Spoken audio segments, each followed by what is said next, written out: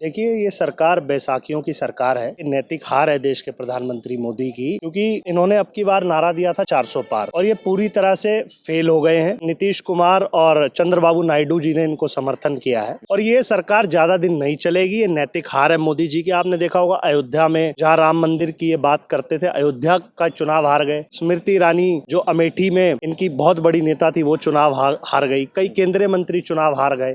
ये बैसाखियों की सरकार है और ये ज्यादा दिन नहीं चलेगी। और मुझे लगता है कहीं ना कहीं ये अहंकार देश के प्रधानमंत्री में आ गया था, देश के गृह मंत्री में आ गया था। ये चुनाव जनता ने लड़ा और जनता ने इस चुनाव को लड़के देश के प्रधानमंत्री को ये बताया कि जब जब आप संविधान को खतरा होगा, हम इसी तरह आपको जवाब देंगे। और नीतीश जी इस बार भी एनडीए सरकार में स्टेबल नहीं रहेंगे और ये सरकार ज्यादा दिन नहीं चलेगी और ये सरकार निश्चित तौर पर गिरेगी।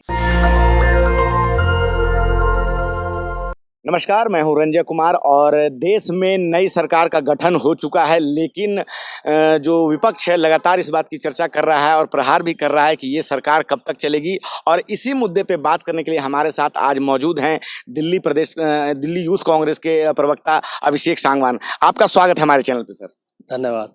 सर, क्या कहेंगे, देश में जो है फिर से बीजेपी की सरकार बन रही है, एनडीए की सरकार बन रही है, प्रधानमंत्री मोदी शपथ ले चुके हैं, लेकिन कांग्रेस के लोग कह रहे हैं कि ये सरकार ज़्यादा दिन नहीं चलने वाली है। क्या कहेंगे आप? देखिए, ये सरकार बैसाखियों की सरकार है और ये आपने देखा होगा कि नैतिक हार है देश के प्रधानमंत्री मोदी की, क्योंकि इन्होंने अब की बार नारा दिया था 400 पार और ये पूरी तरह से फेल हो गए हैं।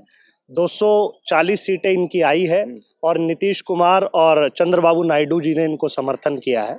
मुझे लगता है कि ये अलायंस की गवर्नमेंट है और एनडीए की सरकार है और ये सरकार ज्यादा दिन नहीं चलेगी। ये नैतिक हार है मोदी जी की। आपने देखा होगा अयोध्या में जहाँ राम मंदिर की ये बात करते थे, अयोध्या का चुनाव हार गए। स्मृति ईरानी जो अमेठी में इनकी बहुत बड़ी नेता थी, वो चुनाव हार गई। कई केंद्रीय मंत्री चुनाव हार गए। ये बैसाखियों की सरकार है और ये ज्यादा दिन नहीं चलेगी। मुझे लगता है कि आने वाला समय कांग्रेस का समय है। लोगों को अब जो हिंदू मुस्लिम के नाम पर इस सरकार ने, बीजेपी ने बांटने का काम करा था, आने वाले समय में हमें विकास चाहिए, हमें अच्छी शिक्षा चाहिए, हमें रोजगार चाहिए और आने वाला समय कांग्रेस का समय है। निश्चित रूप से राहुल गांधी जी के नेतृत्व में हम बहुत अच्छा चुनाव लड़े।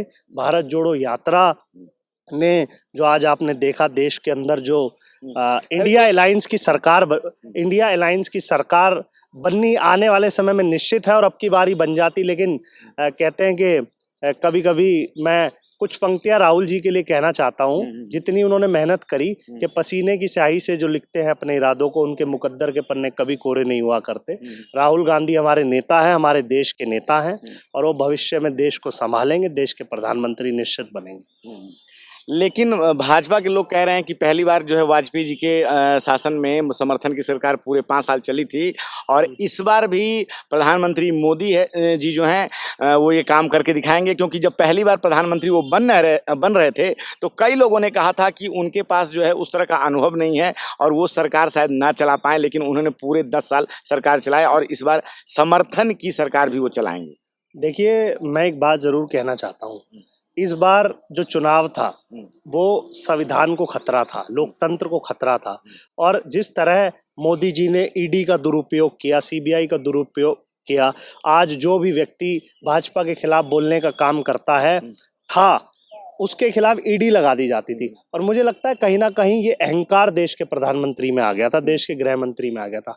ये चुनाव जनता ने लड़ा और जनता ने इस चुनाव को लड़के देश के प्रधानमंत्री को ये बताया कि जब जब आप संविधान को खतरा होगा, हम इसी तरह आपको जवाब देंगे। और राहुल गांधी जी के नेतृत्व में, राहुल गांधी जी आप देखिए रायबरेली से और वायनाड से दोनों 3-3 लाख वोट से चुनाव जीते। देश के नेता हैं, उनके नेतृत्व में इंडिया अलायंस ने बेहतरीन चुनाव लड़ा, खड़गे साहब के नेतृत्व में बेहतरीन चुनाव लड़ा।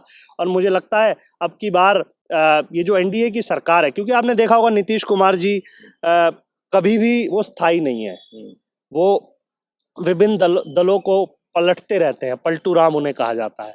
और मुझे लगता है नीतीश जी इस बार भी एनडीए सरकार में स्टेबल नहीं रहेंगे और ये सरकार ज़्यादा दिन नहीं चलेगी और ज़रूरी मुझे लगता है कि आने वाले समय में सरकार गिरेगी और इंडिया अलायंस नीतीश बाबू ने तो कहा है और नायडू बाबू ने भी कहा है कि हम सब एक साथ हैं और सरकार पूरे के पूरे 5 साल चलेगी और सबका काम होगा, सबका विकास होगा। देखिए मेरी बात सुनिए, पहले भी जब कभी भी गवर्नमेंट में नीतीश जी आते थे बिहार में, वो जिस भी अलायंस को या समर्थन करते थे वो यही वायदे करते थे, लेकिन बाद में वो फिर जाके दूसरे अलायंस में मिल जाते थे।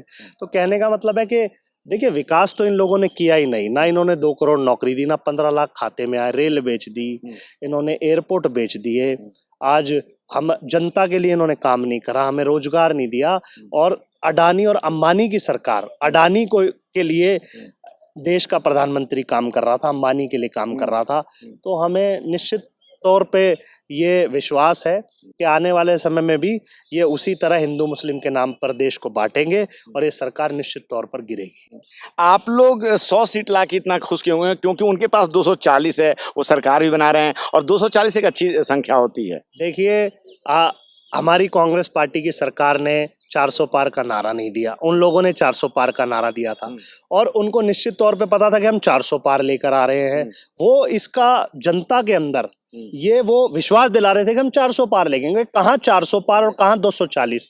और हमारी कांग्रेस पार्टी की जो सीटें हैं, लोकसभा की सीटें, वो पिछले चुनाव 2019 के चुनाव को देखें तो अब की बार हम अलायंस में चुनाव लड़े और हमारी सीटें बढ़ी। तो मुझे लगता है ये हरियाली बढ़ी है और आने वाले समय में हम विभिन्न तौर पर बेहतरीन, जहां भी देश में चुनाव होगा हम बेहतरीन चुनाव लड़ेंगे। राहुल जी के नेतृत्व में हम चुनाव लड़ेंगे भी और जीतेंगे। आने वाला समय कांग्रेस का समय, विकास का समय।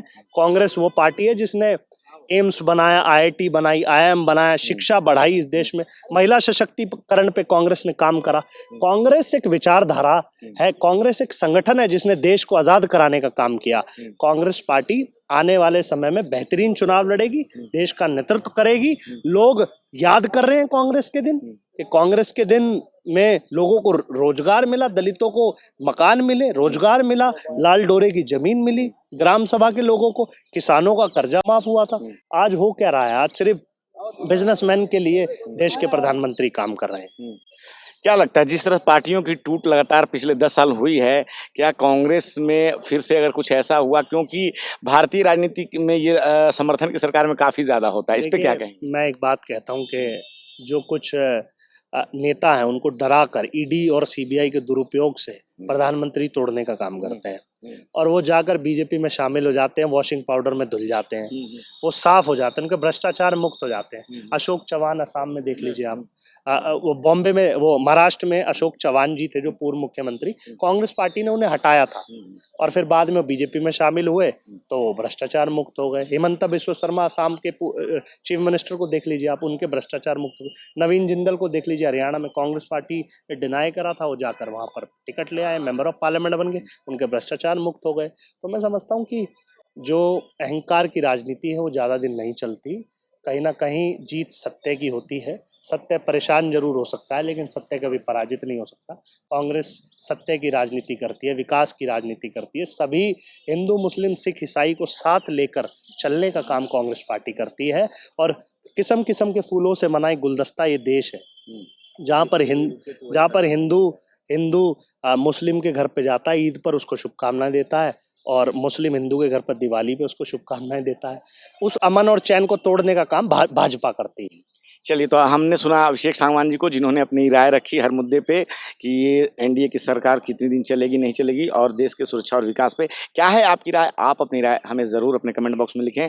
नेशनल दस्तक की आपसे गुजारिश है कि अगर इसको बचाना चाहते हैं तो नेशनल दस्तक को सब्सक्राइब करने के लिए रेड कलर के सब्सक्राइब बटन को दबाएं, फिर बेल आइकन की घंटी दबाएं। नेशनल दस्तक को बचाने के लिए बहुत जरूरी है कि हर खबर को शेयर करें, लाइक करें, कमेंट जरूर करें।